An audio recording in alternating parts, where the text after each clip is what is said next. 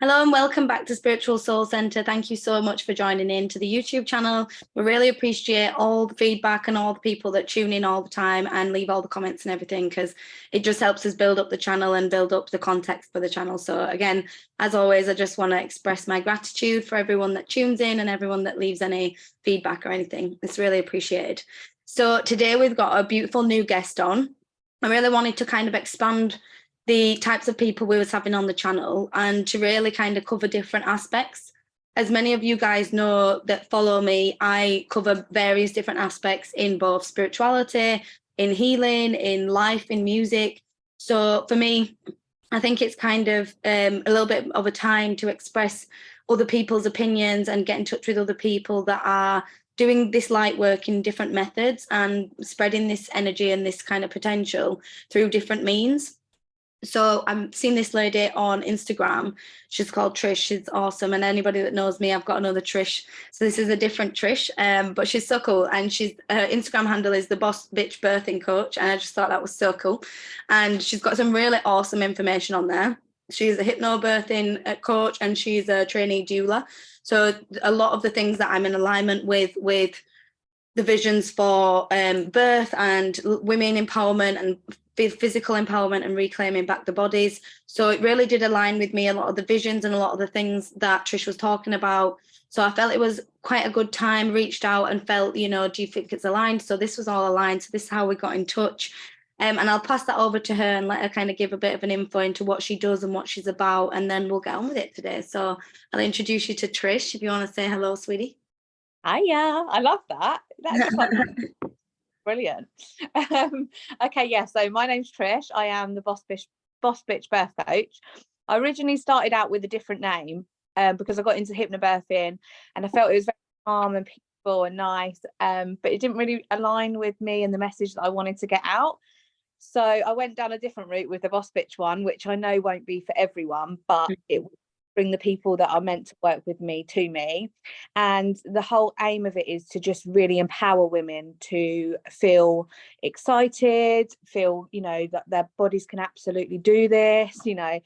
I'm somebody that had PTSD from my previous 2 births. And when I found out I was pregnant this time, I absolutely pooed my pants. I was crying every night. I was waking up in pools of sweat. I just didn't want to give birth again. So I had to dig deep, which is where I found hypnobirthing. And for me, it's been a great way in. It was such a nice way to view birth and to listen to other women that had been through similar to me.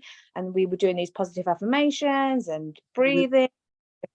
It was a nice little gentle way in. But from that, I've gone deeper because for me personally, just saying positive affirmations over again when my PTSD was really stuck inside my body and in every single cell of me, it wasn't enough.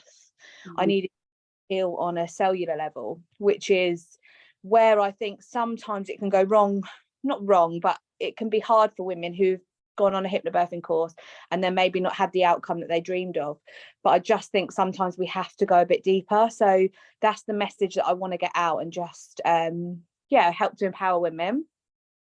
But starting out in hypnobirthing just made me, I've gone so deep into birth, I can't get out of it, which is why I'm training as a doula, because I just absolutely love it. And I just think there's just such a big movement in the world right now of women that are remembering how to give birth, remembering how powerful we are, remembering that we don't need somebody to come and save us and that we can do it ourselves. So in 7 months to turn my mindset around like that is absolutely huge. And I want to be able to give that to anybody else, really. So, yeah. And it's so beautiful as well. Also, you being able to, I fully align with that because, I think it's like anything. When you see healers and readers and channelers, there's some people that spread a message in, very love and light and very airy fairy. And I think that's really beautiful for those that resonate with that. But for me, as moving into it, it was almost like, well, that don't quite cover everything I'm feeling. That don't quite channel into everything that I'm picking up on. And that's why when I kind of went into spirituality, it was always the motto of a little bit of love and light and a bit of go fuck yourself, because we need the fire. So for me, it's kind of like having that balance. And I fully resonate with what you were saying there in terms of you know, a lot of women go into birth and labour doing the hypnobirth course and with this intention of taking control of the mind and being in kind of like that power mindset. And then something will trigger their trauma, something, and don't forget, it might not even be an already existing trauma. This can be the subconscious programming from the media. Think about any time you've seen a woman give birth in media. It has been traumatic, screaming, lights, hands-on, doctors. You know, it's always this kind of intensive, emergency, rushed, panic situation. So that's instantly embedded into the psyche of our brain and our subconscious associations, so that when we start to experience that similarity of pain or energy, that we connect them experiences together. So definitely what you're saying there, Trish, about going to the deeper levels, that's very much the techniques I use in healing in terms of going to the subconscious level, because it's great and it's fantastic to do the conscious work and the conscious programming. But if we don't get to the root, if we don't get to the cellular memory of the trauma, if we don't remove what it is that's creating that reaction and that fear-based energy, then 9 times out of 10, it probably will creep back up, and it probably will cause that sense of overwhelm and lack of power, lack of potential, lack of capability, which it's sad, you know, and it kind of has been created in a way that it's kind of set up to fail, in my opinion. You know, from the second that women find out they're pregnant, the whole power is taken away from their body. You know, it's from even having to go to all these appointments and tests and examinations, when 90% of the time, a lot of that can be invasive, it can be unnecessary, it can be actually potentially harmful and damaging. And there is so many interventions that are not necessary, that take the power away from the woman, that take the connection away from that spirit and that soul, that baby and that woman, because of all the noise and all the human interventions. And I think that that's a really dangerous thing, and I think it's something that they do intentionally to sabotage that very spiritual and empowering connection that a woman can get from being pregnant in her own right and standing in her power and really connecting in with her body. I think it can be a phenomenal time for spiritual expansion if allowed to trust self. Yeah, and I totally agree with you. It is completely designed. Like, funny, but we spend so much money, on our weddings, on parties, on baby showers and stuff, but investing in yourself when it comes to your birth is like unheard of, really. And we don't actually realize that your birth will stay with you for life, and it doesn't just stay with you, it stays with your child, and it's built into your cells. Like, you never ever forget your birth. You don't go, oh yeah, I can't remember what happened. Like, you it. And most of the time, for a lot of women, it's trauma based. So investing, not even just money, just your time into how you want your birth to look, you know, releasing all your fears that are usually at a cellular level, and putting in is just so important, because it is set up to make us feel like our bodies are failing, that somebody to come and save us, that this is a traumatic event that, you know, we just have to go through because we're women.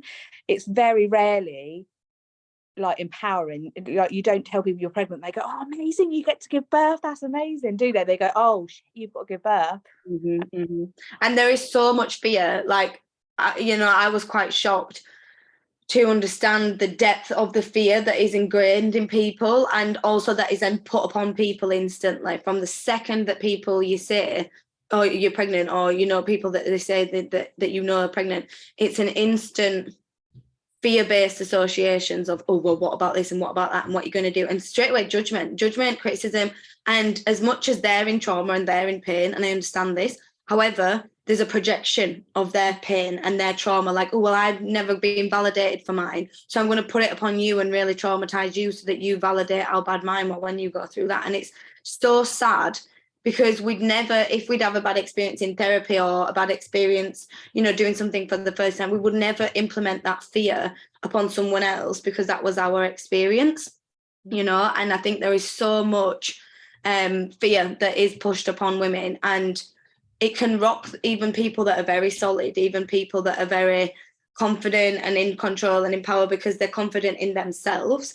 And this might have not been a journey that they've gone through before. This might be not something they're comfortable or confident or knowledgeable, like you say, about. And there might not be anyone in their life that has done it this way.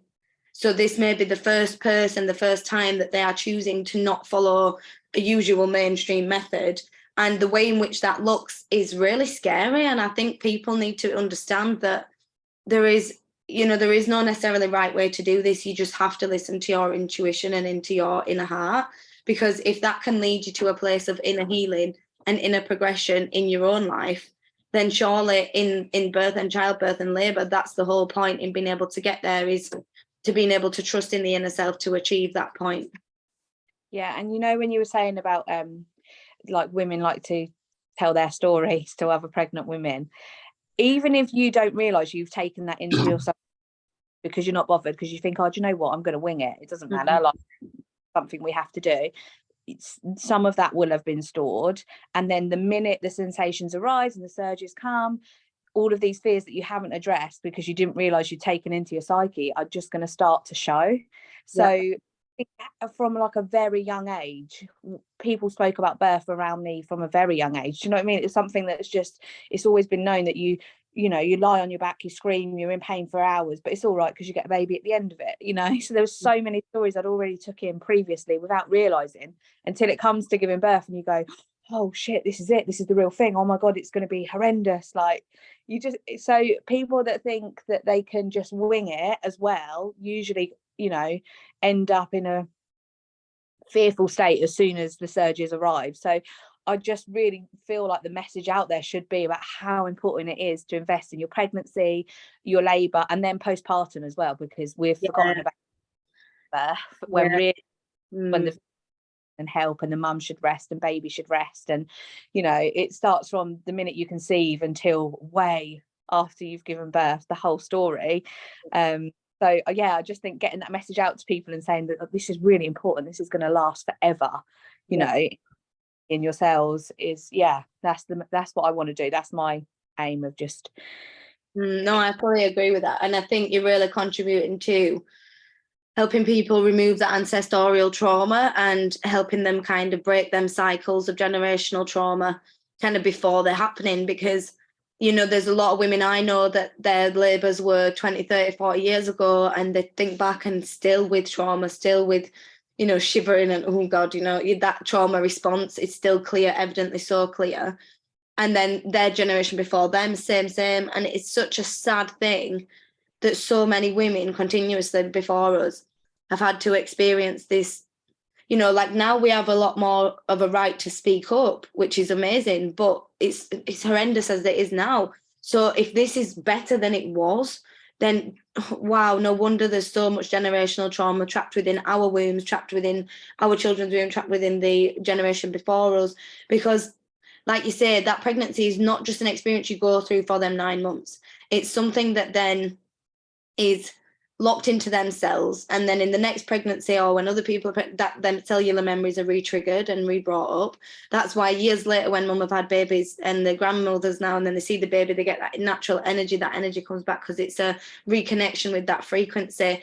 Them energies don't just disappear. And if there is the kind of like the neglect or the lack of love, if you was running a marathon, you would not train. You'd be doing, even if it were little training, if you were a great runner and you've been running all your life, you'd still do a little bit of training. You'd still do a little bit of stretching and running and planning and diet work in your meal plan. And this is the same thing we have to do. We have to take an accountability how our lives will change around this process. But also, like for me, I think the main thing is there has to be that investment in self all throughout the process, and definitely the postpartum. That's just like a forgotten about thing, 100%. Like, and it's so inverted. It's always about coming for the baby, not the mum. It's just so bizarre. It always baffles me how people want to go take women's newborn babies but not help them. It just blows my mind, but in the sense of like going through that journey, I think the most important thing is also to still remain a version of you. Mm-hmm. And still have your own identity, still be your own person, still have your own likes and dislikes and music and all these things, instead of just becoming a mum. Like, it is a beautiful thing to be a mum, but I think it is so crucial. And I think a lot of the work I do with women later on after being mums is bringing them back to themselves and reminding them who that is again and rediscovering that. And I think what I've learned on the other end of that, observing that, is how crucial and evident it is to still have your own little bits of life, bits of joy, bits of, excitement and things that light your soul up, as well as being a mum, because that's kind of what keeps us connected to ourselves as well. Yeah. And you know what? I think it all stems so, or once you've given birth, and then things like the invasive thoughts come in that nobody talks about. So you think that you're crazy and you don't want to tell anybody because they think you're crazy. And then that can spiral, and then that can go to postnatal depression because you don't feel like it's enough and nobody's listening to you and nobody's coming to help you tidy up or make the food. And, you know, you're too scared to reach out because it looks like you're failing because other mums have been, you know, out and about from 2 weeks, which is great for them or whatever. Yeah. Feel like you've got to live up to this story, and it's all just bollocks. If we could all say exactly how we feel and go, do you know what, I'm getting these invasive thoughts, it's really weird, freaking out, and then go, yeah, like, so my friend who's just had a baby, she said to me, did you ever get the invasive thoughts? And it was the first person who ever asked me, and I was like, yes, I did. And then I just like spoke about it with her. She was like, you know, I kept thinking, what happens if I fall down the stairs and I'm holding my baby, and then then I would over panic that I was going to fall down the stairs. But it was just like, it was so nice to have that conversation. And I was like, think how many people are too scared to say anything. You don't want to tell your health visitor because they'll probably refer you, because that's what happens. So people get scared and in this loop, and it's just, yeah, I think it's all about creating a village, even if that village is like, you know, online, even if they can't reach it, they're far away, but they get it. But just creating a space for women that we can all actually speak about what's coming up, so that it doesn't spiral into depression and then we lose ourselves, because, you know, it's very easily done. You can see how it happens. Yeah, so easily. Like, that's one thing I mentioned. In no way do I ever think it's a choice, just go, oh, there's my identity, I've just lost it, you know. I think it's this pressure on trying to be the best mum ever, trying to be the best mum, the best wife, the best daughter, the best employee, you know, trying to be this societal expectation of a woman that's physically impossible because we're not superheroes. And also this disconnect from our own natural intuition, like what that looks like for me is going to be different for you, for everyone else, because that's our journey. And people are so busy trying to live other people's journey that they're really losing out on their own in terms of being lost and disconnected and depressed and isolated, because they're trying to like put their foot in a shoe that doesn't fit, in lack of better words, you know. And that's not their fault. It's not anyone's fault. It's a system of programming, you know, and it's a real sad reality that we've got to, that women have to feel such a lack of, you know. And I see a lot of like memes and things that are shared, you know, on my Instagram, and I see things, and some of it, you know, I see it's clear not to be in judgment, but then it's like it does come across judgmentally, like just because, for example, like there's all this home birth thing is becoming big now since COVID, which is awesome and amazing, because I think it's great that women are having the choice to birth in their own homes. Because me personally, after spending years in hospital with, you know, stomach problems and emergency pain, I kind of understand now that, well, right, when that happens, that actually is an emergency and you physically can't, that's not normal, it's not predictable, it's not something we know about, so it needs emergency intervention. However, when the body's going through something so natural and so normal that, you know, women can give birth in comas, women can give birth just as they're passing away, like it's a very crazy thing that the human body is designed to do. It is the consciousness that tells us we're not capable of, you know. And it's like, really, the idea of having to leave your comfort zone, your safety place, where you feel okay to be vulnerable, where you feel okay to let your guards down, and you feel absolutely calm, relaxed, comfortable, the environment's controllable, you have the right lighting, the right smells, the right sounds, the right people, the right vibrational energy, to then leave that to a place that's very clinical, very cold, very bright, very disconnected, very not heart-centered, very non from the heart space. It's very, you know, what's the word, like clinical is probably the best word I can think of, and institutionalized as well, you know, and tick boxes. And really, you are a name on a box there. There is not much, I mean, unless you know the place, it's a very small private clinic, I'm sure that would be different. But in most mainstream hospitals, you're not necessarily going to get an experience where they understand or even listen to you. And like, I think this is such a crazy concept that's where people have been taught to think is safer. That's where people have been taught to believe that they are more looked after in an environment where people don't even know their name and won't even listen to what they've got to say. Like, it really does blow my mind that that's where we've been taught to think that we're safer, in that environment, and not in an environment where the body physically feels so comfortable and so relaxed and so connected and so safe to go through that experience. Because I will always say that birth is a spiritual experience. It's the conduit, it's the vessel from that woman going from earth side to the spirit world to retrieve that soul and bringing it into the earth world. And that is a powerful, phenomenal thing. And I think that's why it's sabotaged from the whole way through, because of the expansion that you can gain from consciousness from that journey and the expansion in self. I think it can break so many barriers if done in the way that's connected. Do you know what I find myself just stopping, and like anyone that will listen, I go, do you realize like us women have a portal? Yeah, literally. It brings new life into the world. Like that is amazing, and like, you know, scary and brilliant and everything in between, when you realize that you can literally bring new life through your vagina. When But it's true. it's fucking mental. It's brilliant. Mm-hmm. And all of it.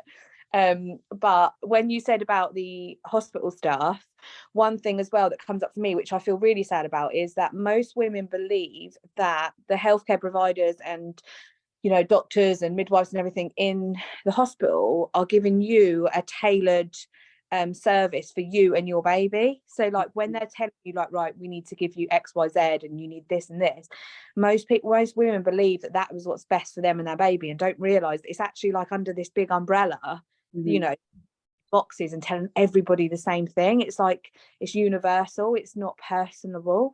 And I think if more women knew that it wasn't personable, they might question it a bit more and say like, is it necessary? Do I need to do this? Which, you know, where the cascade of interventions come in, and women end up with a birth that they did not want, but then they find themselves thanking the same people that caused this to happen, because they didn't realize that it was, you know, it wasn't, they're just trying to tick boxes basically. Yep, and their interventions was the reason they needed to then intervene later on. Usually it was the reason. And then they have the hero syndrome of, you know, well, they wouldn't have survived without them, but really they would have actually survived very well at home if they'd not got involved at all and just left them to it. But obviously we can't prove that, and we can't ever prove it. But in my personal opinion, that is my personal opinion. You know, I don't personally think that it is an emergency situation until it is an emergency situation, you know. And that's the thing. There is, like when you said about when you've been in hospital, you can see there is definitely a time when it is needed. 100%. Yeah, for sure. My insides were hanging out. I wouldn't think, oh, I'm just going to meditate on this and, you know, and have a homeopathic remedy and I'll be fine. I would go to the hospital. There's 100% a place and a need for it.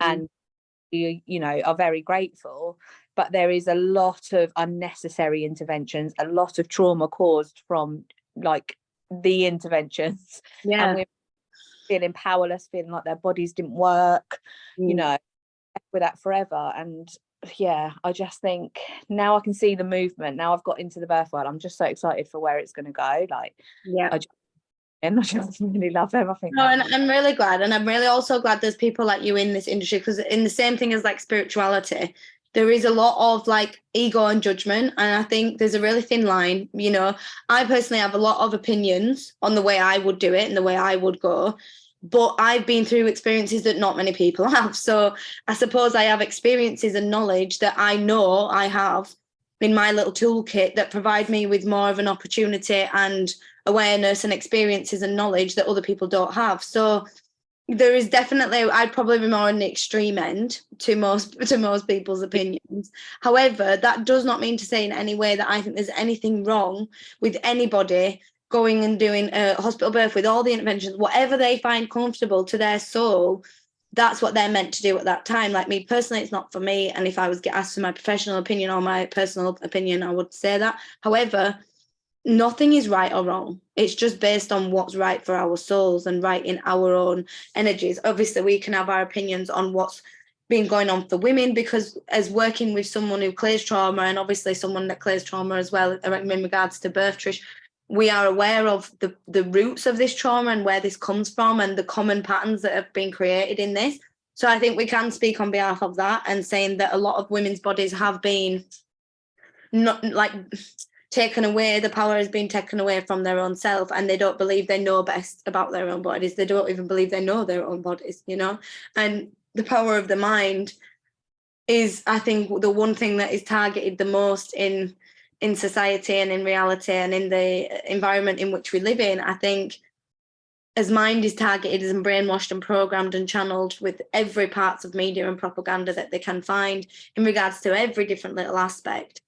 And I think it really is a journey to reclaim the power of the mind, especially when you're pregnant. Like, take that as an opportunity to reclaim the power of your mind and to reclaim how capable you think you are, because our vessels are capable to heal, to communicate, to channel, to do these magical 5th, 6th dimensional things.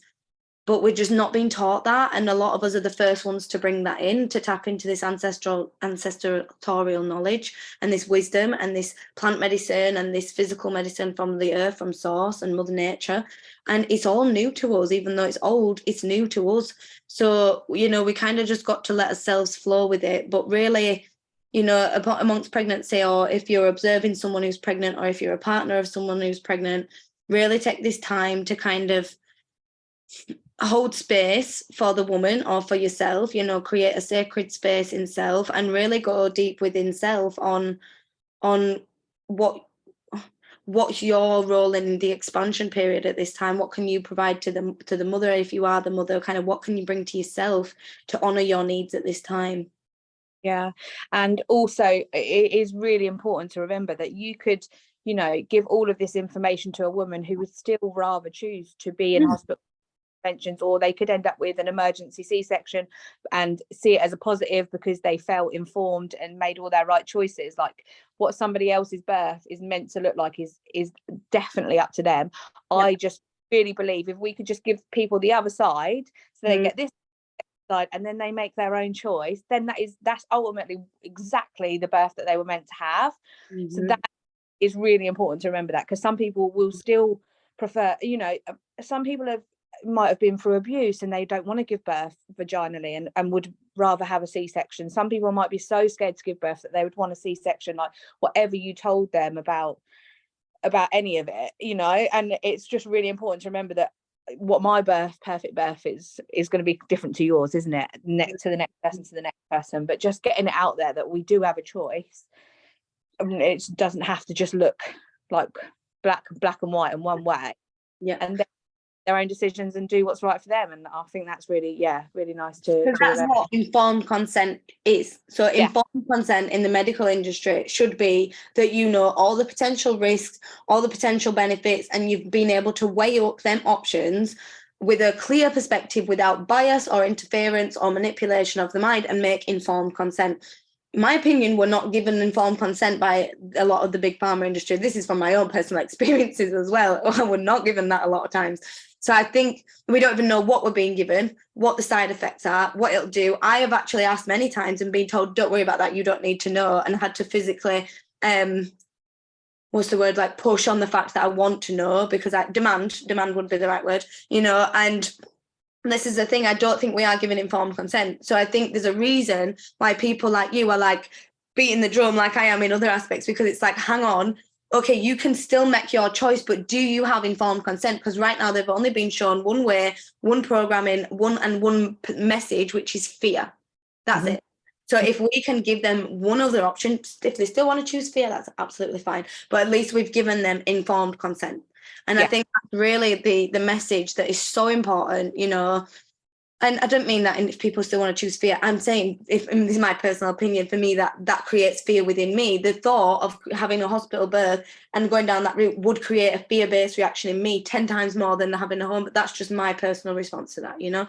But we are going through a really strange time. And I feel like people like yourself, Trish, are really going to be, and obviously others as well, you know, but we're going to be the precedents for how do we even navigate this in a new way? Because like you say, hypnobirthing is great for some that have not got the deeper level trauma, because then we're going deeper. We've got the abuse, we've got past life trauma, could have all this other stuff from, that's where I come in with the multidimensional levels of healing. And it's like, there is so much stuff that we don't even know where it comes from sometimes. And to identify the root and clear it, if it's not even from this lifetime, can be near on impossible if we're not on a high dimensional conscious frequency. So there is a lot of things that we don't understand and that we don't fully get right now, and no one's claiming to be the expert. But the point is, we're navigating through and understanding we like parts of that and we like parts of that, and we're creating a new bit of this, and this is okay for you to do that as well. Anyone that's watching that's either pregnant or expecting or been through labour or any of these parts of the journey, know that it's okay for you to reclaim